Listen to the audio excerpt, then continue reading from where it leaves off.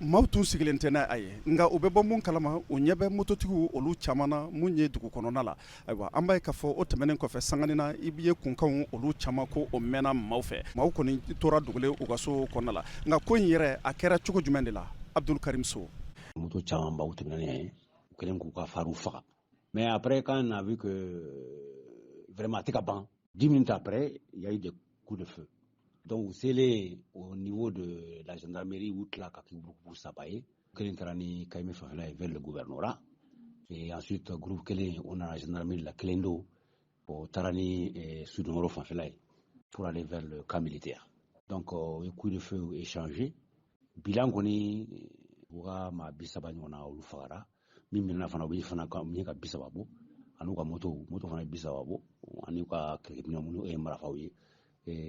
roquettes yɛrɛ fana tun b'u bolo. Bon gouverneur ka niveau la u ye mobili kelen ani katagaren kelen u y'u jeni yen nɔ gendarmerie niveau la yen u ye marifa ci ka kogo fan bɛɛ kɛ wo ye ani k'u ka portes kari